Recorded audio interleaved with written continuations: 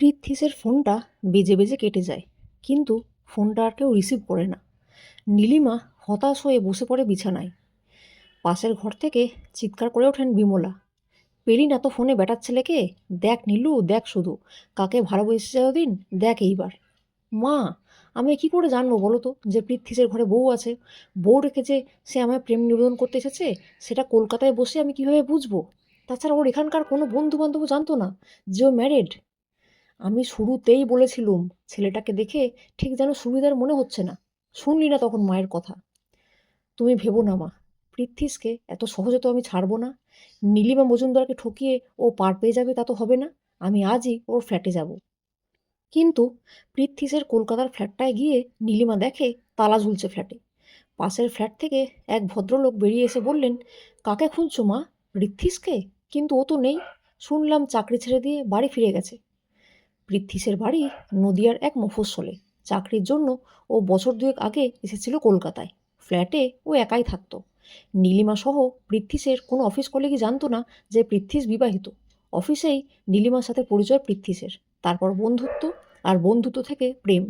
প্রেমটা এতটাই অন্তরঙ্গতে পৌঁছেছে যে আজ নীলিমা সন্তান সম্ভবা। কিন্তু এই ঘটনাটা পৃথ্বীশকে জানাতেই সে নীলিমাকে সব সোশ্যাল মিডিয়ায় ব্লক করেছে, এমনকি তার ফোন কলও রিসিভ করে না আর। বিমলা বলেছিলেন, তুই তো চাকরি করিস নীলু, সন্তানকে একাই মানুষ করবি, ওই অমানুষটাকে আর কিসের দরকার তোর জীবনে? আর সমাজ কি বলবে সেটা আমি পরে বুঝে নেব। কিন্তু নীলিমা বলেছিল, হ্যাঁ, আমারও ওকে দরকার নেই জীবনে, কিন্তু একবার আমি ওর বাড়িতে তো যাবই। ওর বাড়ির লোকেরও জানাটা দরকার যে ওদের ছেলেটি আসলে কেমন চরিত্রের।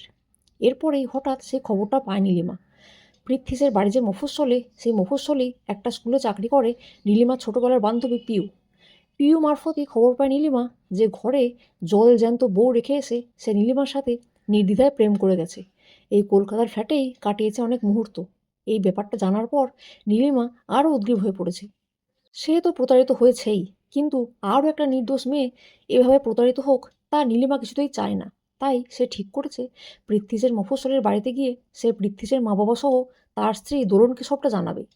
অন্যদিকে পৃথ্বীশের এক বন্ধু রজত তার কথা মতো নীলিমাকে ফলো করছিল, কারণ পৃথ্বীশ জানতো সে বিবাহিত। এ কথা জানার পর নীলিমা কিছুতেই বাড়িতে বসে থাকবে না। তার প্রেগনেন্সির কথা সে পৃথ্বীশের মা বাবাকে, বিশেষ করে দোলনকে জানাবেই। রজত মারফতেই পৃথ্বীশ খবর পায় যে নীলিমা আসছে তাদের বাড়িতে সবটা জানাতে। তখনই মনে মনে সব প্ল্যান ছকে ফেলে পৃথ্বীশ। যেদিন নীলিমার পৃথ্বীশের মফস্বলের বাড়িতে আসার কথা, সেদিন সকালেই অনেক দূরের এক মন্দিরে দোলনসহ মা বাবাকে পুজো দিতে পাঠিয়ে দেয় পৃথ্বীশ। ফলে নীলিমা বাড়ি এসে দেখে পৃথ্বীশ ছাড়া বাড়িতে কেউ নেই। আর দেখেই চিৎকার করতে শুরু করেছে, কাপুরুষ কোথাকার, কোথায় লুকিয়ে রেখেছিস সবাইকে? ডাক সবাইকে, তোর বউ জানুক যে সে কার সাথে ঘর করে। আহ নীলিমা, দেখো যা হওয়ার তো হয়েই গেছে, তুমি শান্ত হও না, এত সিন ক্রিয়েট করো না। শান্ত গলায় নীলিমাকে বোঝানোর চেষ্টা করে পৃথ্বীশ। দিনের পর দিন দুটো মেয়েকে ঠকিয়ে এখন শান্ত হতে বলছিস হতচ্ছাড়া জানোয়ার? তোর কোনো কথা আমি শুনবো না। ভালো চাস তো বউকে ডাক, নইলে পাড়ার লোক জড়ো করবো বলে দিলাম। নীলিমা, এই অবস্থায় এত উত্তেজিত হতে নেই, তুমি শান্ত হও। দেখো, তোমার মাসে মাসে যা টাকা পয়সা লাগবে আমি দিয়ে দেবো, বাট প্লিজ দোলনকে কিছু বলো না। শয়তান, এখন ঘুষ দিয়ে মুখ বন্ধ করবি ভাবছিস নীলিমা মজুমদারের? আজ তোরই একদিন কি আমারই, দাঁড়া, এখনই লোক জড়ো করছি আমি। নীলিমা ছুটে বাইরে যেতে গেল, আর তখনই পৃথ্বী এসে নীলিমার হাত দুটো ধরল। রজত লুকিয়েছিল পাশেই। ও এসে নীলিমার মুখ বাঁধল শক্ত করে। তারপর ওর হাত দুটোও বাঁধল ওরা। এরপর ওকে পাঁজা কোলা করে ওরা বাড়ির ছাদে নিয়ে গেল। পৃথ্বীশ বাঁকা এসে বলল, তোমায় ভালোভাবে অনেক বোঝালাম, টাকাও অফার করলাম, কিন্তু কি আর করা, সোজা আঙুলে ঘি না উঠলে আঙুল যে বাঁকাতেই হয়। নীলিমা প্রাণপণ চেষ্টা করলো ওদের মাঝন থেকে নিজেকে মুক্ত করতে, কিন্তু ব্যর্থ হলো সে। ওরা 3 তলার ছাদ থেকে ফেলে দিল নীলিমাকে। তারপর রক্তাক্ত নীলিমাকে পুঁতে দিল বাড়ির বাগানেই। এতটাই গভীরে পুঁতে দিল ওর বডিটা ওরা, যাতে মাটি খুঁড়লেও ওর শরীরটা কেউ খুঁজে না পায়। শুধু শুধু মরতে হলো বেচারিকে। বেশি প্রতিবাদী সাজতে এসেছিল কি না? বউ আমার, অথচ তার প্রতি ওনার দরদ বেশি। অন্যদিকে মন্দিরে পুজো দিয়ে দোলনদের ফিরতে ফিরতে দুপুর গড়িয়ে বিকেল হয়ে গেল। দোলন সহ পৃথ্বীশের মা বাবা তমা দেবী আর বিজয়বাবু বাড়িতে ঘটে যাওয়া ঘটনার বিন্দু বিসর্গও জানেন না। কিছুদিন পরেই হঠাৎ দোলনের শরীরটা কেমন খারাপ হতে লাগলো। জানা গেল সন্তান সম্ভবা হয়েছে সে। এই খবর শুনে পৃথ্বীশ যেন আকাশ থেকে পড়ল, কারণ ডাক্তারবাবু বলে দিয়েছিলেন দোলনের শারীরিক কিছু ত্রুটির জন্য ও কোনোদিন মা হতে পারবে না। তমা দেবী আর বিজয়বাবু যদিও খবরটা শুনে বেজায় খুশি, কারণ তাঁরা মনে করেন সবটাই ঈশ্বরের করুণা বর্ষণ। যে ডাক্তারবাবু তরুণকে দেখতেন তিনিও এই খবরে বেশ হকচকে গিয়েছিলেন প্রথমে, কিন্তু পরে পৃথ্বীশকে হেসে বলেছিলেন, অনেক সময় চিকিৎসা শাস্ত্রেও মিরাকেল ঘটে জানেন তো। এটাও সেরকমই একটা মিরাকেল। আপনার মা বাবাই ঠিক বলেছেন, হয়তো সবটাই ওপরওয়ালার ইচ্ছা। তবুও পুরো ব্যাপারটা পৃথ্বীশের অস্বাভাবিক লাগছিল কিছুটা হলেও। মনে মনে খুঁতখুঁতানি ছিলই তার। অন্যদিকে নীলিমার বিধবা মা বারবার খোঁজার চেষ্টা করেছিলেন নীলিমাকে, কিন্তু পৃথ্বীশ আর রজত হুমকি দিয়েছে ওদের যে নীলিমার ব্যাপারে থানা পুলিশ করলে নীলিমার একমাত্র ভাই অর্থাৎ বিমলার স্কুল পুরো ছেলেকে খুন করে দেবে। তাই অসহায়া বাধ্য হয়েই হজম করে নিয়েছেন এত বড় অন্যায়।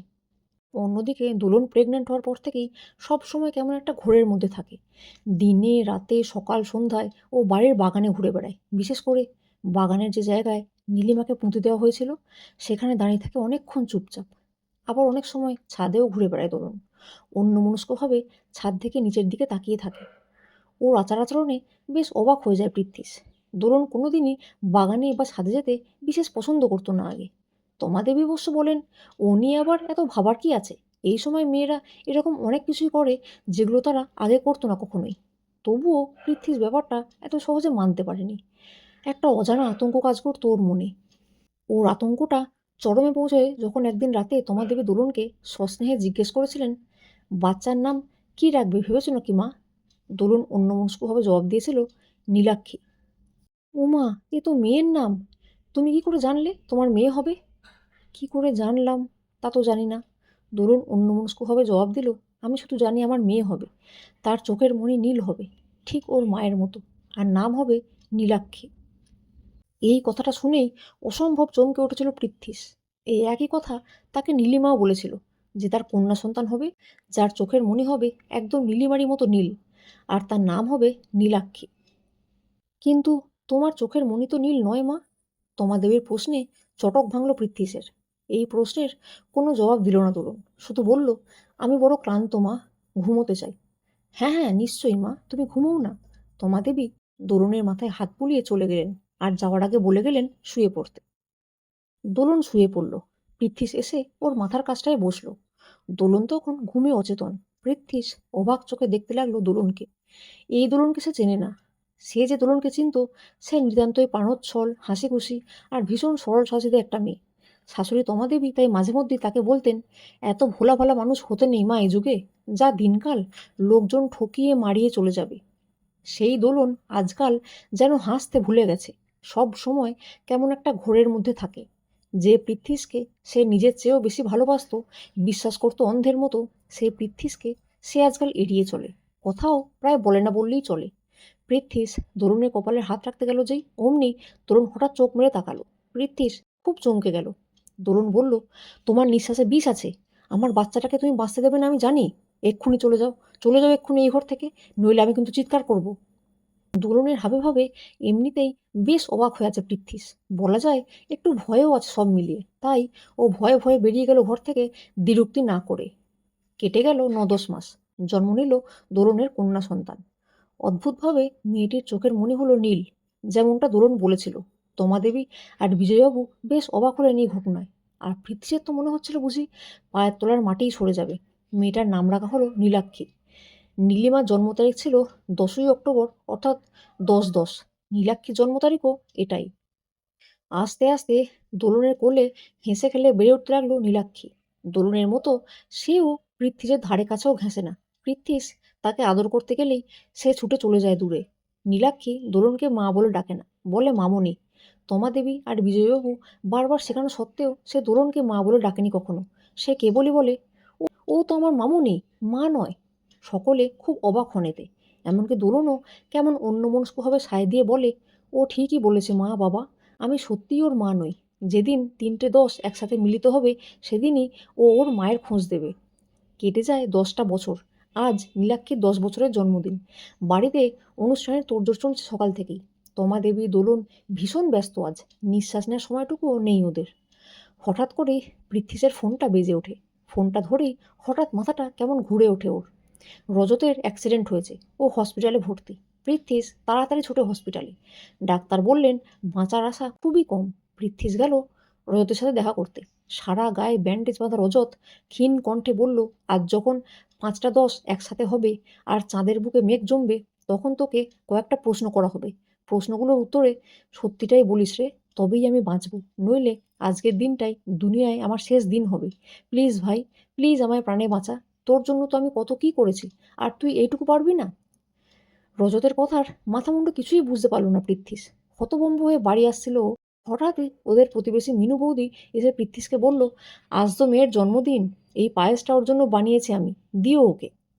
বলেই পায়েসের বাটিটা পৃথ্বীশের হাতে ধরিয়ে দিয়ে বলল, সন্ধ্যের অনুষ্ঠানেও যাব, চিন্তা করো না। 10 তারিখে 10তম জন্মদিন তোমার মেয়ে, একদম হ্যাট্রিক যাকে বলে, না গেলে হয়? হঠাৎই মাথাটা কেমন যেন ঘুরে গেল পৃথ্বীশের। দোলন বলে, যেদিন 3টে 10 একসাথে মিলিত হবে, সেদিনই নাকি নীলাক্ষী তার মায়ের খোঁজ দেবে। আজই তবে সেই দিন। ভীষণ ভয়ে ভয়ে পৃথ্বীশের সারাটা দিন কাটল। ভাবছিল এই বুঝি কিছু ভয়ানক ঘটনা ঘটবে। দিনটা ভালোভাবেই কেটে গেল। এরপর বিকেল গড়িয়ে নামলো সন্ধে। গেস্টরা এলেন, কেক কাটা হলো জমিয়ে। তারপর গানের অনুষ্ঠান হলো। নীলাক্ষী গান গাইল, তুমি রবে নীরবে। এটা ওর প্রিয় গান। অদ্ভুতভাবে নীলিমারও এটাই প্রিয় গান ছিল। সন্ধেটা নির্বিঘ্নেই কাটল। এরপর এলো রাত। সকলের ডিনার করার পালা। কিন্তু হঠাৎ করেই নীলাক্ষী কাঁদতে শুরু করলো সকলের মাঝে। সকলে ব্যস্ত হয়ে পড়লেন। কি হয়েছে মা, কাঁদছো কেন? আমার পুতুলটা কাদায় পড়ে গেছে, তুলে দাও না। ফুপিয়ে ফুপিয়ে কাঁদতে লাগলো নীলাক্ষী। কোথায় পড়েছে মা? বাগানে। সকলে মিলে গেলেন বাড়ির বাগানে। নীলাক্ষী সকলকে নিয়ে এলো সেই জায়গায় যেখানে নীলিমার মৃতদেহ পুঁতে দেওয়া হয়েছিল। সকলে এসে দেখলেন ওখানে একটা পুতুল পড়ে আছে। পুতুলটারও চোখ দুটো নীল। নীলাক্ষীকে অনেক পুতুল নিয়ে খেলে দেখেছে পৃথ্বীশ, কিন্তু এই পুতুলটা আগেও এই বাড়িতে দেখেছে বলে মনে পড়ল না। পুতুলটার কোমর থেকে নিচের অংশটা বাগানের কাদায় ডুবে গেছে, আর সেই জন্যই নীলাক্ষী কাঁদছে। পৃথ্বীশ সবটা দেখে বড্ড ভয় পেয়ে গেল, আর নীলাক্ষী ছুটে এসে পৃথ্বীশের হাত ধরে টানাটানি করতে লাগলো। ও বাবা বাবা, পুতুলটাকে তুলে দাও না। ও পুতুল আর কেউ তুলতে পারবে না, শুধু তুমিই পারবে। পৃথ্বীশ ভাবল, এখানেই যে নীলিমার মৃতদেহ পুঁতে রাখা আছে, সে কথা তো সে ছাড়া এখানে উপস্থিত আর কেউ জানে না। তাই অন্য কেউ পুতুলটাকে বের করতে গেলে যদি কিছু অঘটন ঘটে সব সত্যি বেরিয়ে আসে, তার চেয়ে এই কাজটা তার করাই নিরাপদের। তাই পৃথ্বীশ তাড়াতাড়ি গেল পুতুলটাকে সাবধানে তুলতে। কিন্তু পুতুলটাকে স্পর্শ করতেই যেন শক লাগার মতো একটা অনুভূতি হলো পৃথ্বীশের। কেমন একটা ঘোরের মধ্যে চলে গেল ও। আর তখনই বাড়ির বড় ঘড়িটায় ঢং ঢং শব্দ করে 10টা বাজলো। ঘোরের মধ্যেও পৃথ্বীশ বুঝতে পারল 4টে 10 একত্রিত হয়েছে। শুধু আরেকটা 10 আসার অপেক্ষা। হঠাৎই লোডশেডিং হয়ে গেল। কিন্তু রাতটা ছিল পূর্ণিমার রাত, তাই জ্যোৎস্নার আলোয় সব দেখা যাচ্ছিল। পৃথ্বীশ পুতুলটাকে বারবার তোলার চেষ্টা করেও ব্যর্থ হলো। মনে হচ্ছে যেন পুতুল নয়, একটা বৃক্ষকে সে শিকড় সমেত উপড়ে ফেলার বৃথা চেষ্টা করছে। তবুও এক অজানা শক্তির বশে পৃথ্বীশ হাল না ছেড়ে তোলার চেষ্টা চালিয়েই যাচ্ছে। হঠাৎই চাঁদের বুকে মেঘ জমল। চারিদিক অন্ধকার হয়ে গেল। ক্ষীণ আলোতেই পৃথ্বীশ হাত ঘড়িটার দিকে তাকিয়ে দেখে 10টা বেজে 10 বাজে, অর্থাৎ 5টা 10 একত্রিত হয়েছে। অন্যদিকে 10টা মিনিট চেষ্টা করার পর অবশেষে পুতুলটাকে মাটি থেকে তুলতে সক্ষম হয়েছে পৃথ্বীশ। কারেন্ট এসে গেছে ততক্ষণে। সকলে অবাক হয়ে দেখেন পুতুলটার সাথে জড়িয়ে আছে এক লতানে গাছ, যার শিকড় অনেকটা গভীর পর্যন্ত বিস্তৃত। পুতুলটার সাথে সাথে উঠে এসেছে শিকড়ও। কিন্তু এ কি, শিকড়ের সাথে জড়িয়ে উঠে এসেছে একটা কঙ্কালও। সকলে দেখেই চমকে উঠলেন। তমাদেবী আর বিজয়বাবু বললেন, এ কি, আমাদের বাগানে কঙ্কাল কিভাবে এলো? কে পুঁতেছিল এটা এখানে? ওটা তো আমার মা, বলে উঠল নীলাক্ষী। সকলকে অবাক করে দিয়ে দোলনও সে কথার সমর্থন জানালো। মাকে কি আনলো এখানে বাবা, বলো না গো। কি হলো পৃথ্বীশ, মেয়ের কথার জবাব দাও। হঠাৎই সেখানে চলে এলেন নীলিমার মা বিমলা দেবী। সত্যিটা বলো। পৃথ্বীশের হঠাৎ মনে পড়ল রজতের কথা। কিন্তু পৃথ্বীশ মনে মনে রজতকে বলল, সরি বস, আপনি বাঁচলে বাপের নাম, তোর কথা আমি রাখতে পারলাম না। পৃথ্বীশ কোনো কথাই স্বীকার করলো না, শুধু বলল, আমি কিভাবে জানবো এটা এখানে কিভাবে এলো, আমার জানা নেই। আর নীলাক্ষীর মা দোলন, এটা কার নাকার কঙ্কাল, এটা ওর মা কেন হতে যাবে, যত সব। তখনই পুলিশ এলো হঠাৎ বাড়িতে। বিমলা দেবীই ডেকেছিলেন। বিমলা দেবী সব কথা খুলে বললেন। নীলিমা আর পৃথ্বীশের অনেক ছবি ছিল তাঁর কাছে, সেসবও দেখালেন তিনি। তারপর একটা ডিএনএ রিপোর্ট তুলে দিলেন বিজয়বাবুর হাতে, যেখান থেকে এটা স্পষ্ট যে নীলিমার সন্তানের বাবা ছিল পৃথ্বীশই। বিমলা দেবী বললেন, আমার মেয়ে তো বুদ্ধিমতী ছিল, তাই এই রিপোর্টটা রেখেছিল ওর কাছে। ভেবেছিল পৃথ্বীশ অস্বীকার করলে এটা প্রকাশ করবে সকলের সামনে। কিন্তু জানোয়ারটা আমার মেয়েকে ততদিন বাঁচতে দিল না, আমার পোয়াতে মেয়েটাকে শেষ করে দিল। কাঁদতে লাগলেন বিমলা। পুলিশ অ্যারেস্ট করে নিয়ে গেল পৃথ্বীশকে। অন্যদিকে রজতের হসপিটালে মৃত্যু ঘটনাটাও কানে এলো ওর। তমাদেবী আর বিজয়বাবু বললেন, এমন ছেলের মুখ আর দেখবেন না তারা। জীবনের শেষ দিনগুলো বৌমা আর নাতনিকে আঁকড়ে ধরেই বাঁচবেন তারা। কোর্টে পৃথ্বীশকে যাবজ্জীবন কারাদণ্ড দেওয়া হলো। অদ্ভুতভাবে পৃথ্বীশ জেলে যাওয়ার পরই সবটা ভুলে গেল নীলাক্ষী। দোলনকেই সে মা বলে জড়িয়ে ধরল, আর দোলনও সকলের কাছে নীলাক্ষীকে নিজের সন্তান হিসেবেই পরিচয় দিতে লাগলো। সন্তান সম্ভব হওয়ার পর থেকে সবসময় যে অন্যমনস্কতা কাজ করতো তার ভেতরে, সবটা মুছে গিয়ে সেই আগের দোলন ফিরে এলো যেন আবার।